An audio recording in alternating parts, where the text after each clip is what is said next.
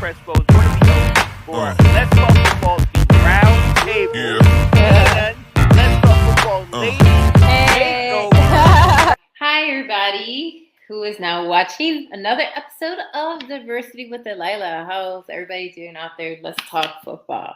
And I bring you another episode today, brand new.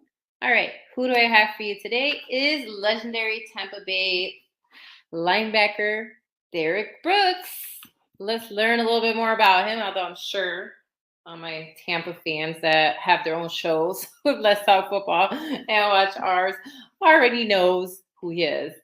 So, Derrick Brooks was a 4-year letterman and 3-time All-American choice at Florida State. He was drafted by the Tampa Bay Bucks with the 28th overall pick in the 1995 draft. They picked him because they wanted him to shore up a defense that was pretty porous, that struggled for nearly 15 years, and Brooks was brought in to take care of that. But let's go a little back further to learn about his earlier days. So he is a Florida boy. He's born and raised in Pensacola, Florida. He attended Washington High School in Pensacola, Florida. In his senior year in 1991, Brooks carried Pensacola to the state playoff semifinals. In 2007, while in high school, he was named to the Florida High School Athletic Association All-Century team, which selected the top 33 players in the 100-year history of high school football in the state of Florida's history. So already in high school, he was showing the talent that he had for football. He spent his college years with the Seminoles from 1991 to 1994. That is where he lettered 4 times. He was a consensus first-team All-American his junior and senior years, and a 3-time first-team All-Atlantic Coast Conference selection. Sorry, I'm still getting to know all the college, acronyms and short names. After playing as safety as a freshman, he switched to linebacker during his sophomore year. He was a member of the 1993 Seminoles National Championship team.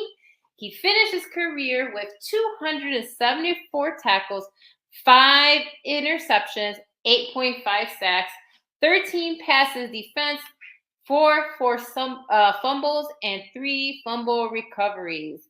In November 2010, Florida State retired his Seminoles jersey number 10 in honor of Brooks. So he was a heck of a college player. I'm sure a lot of y'all can add more to that, but already what I'm reading makes sense as to why he went pretty high for a linebacker, right, in the draft. So again, he was selected by Tampa Bay, 28th overall in the 1995 draft. In his rookie year, Brooks started 13 of 16 games. He finished the season with 78 tackles with a sack and earned first-team All-Rookie honors from the Pro Football Weekly and Pro Football Writers Association. During his second season in 1996, he started all 16 games and finished with a team-leading 132 tackles and his first NFL career interception. Something about Brooks is in his 14 seasons with Tampa and in the NFL, he never missed a game.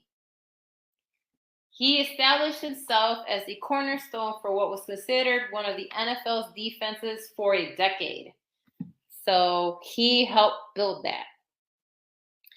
Brooks' best season came in 2002. During that year, he was named NFL Defensive Player of the Year by the Associated Press and helped the Bucs win the franchise's first Super Bowl during Super Bowl 35. During the Buccaneers' 48-21 victory over the Raiders, he returned an interception off of Raiders quarterback Rich Gannon for a 44-yard return touchdown, clinching that win. In Brooks' last year with the Bucs in 2008, he recorded 73 tackles, an interception, and was selected to his 11th Pro Bowl. The 11 Pro Bowls are tied for second most by a linebacker in NFL history, including 10 straight from 1997 to 2006, and was an All-Pro 9 times. Again, because he played for 14 seasons. He is considered one of the best players in franchise history and one of the best linebackers in NFL history. From 1995 to 2008, Brooks started 221 of 224 games. He recorded 1,698 tackles, 13.5 sacks, 25 interceptions, 6 touchdowns, which is tied for most in NFL history by a linebacker with Bobby Bell. That is amazing, okay?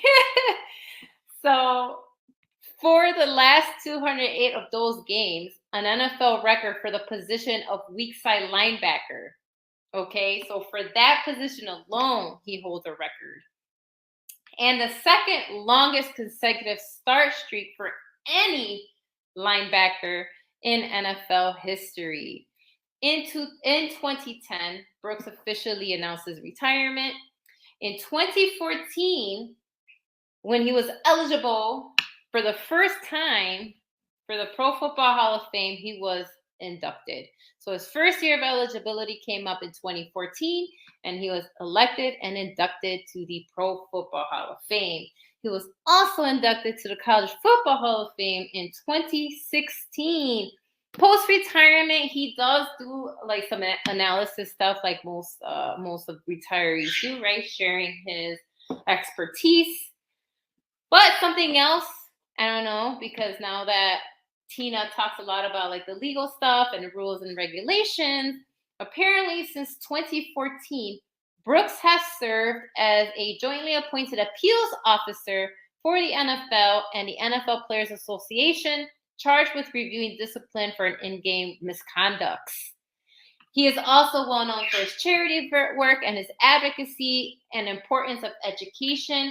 He was a co-recipient of the 2000 Walter Payton Man of the Year and was named to the Florida State University Board of Trustees in 2003. So there you have Diversity with Delilah. This week I brought you Derrick Brooks. I hope you enjoyed that episode, and I will bring you another person to talk about next week. Have a wonderful evening, everybody. Yeah.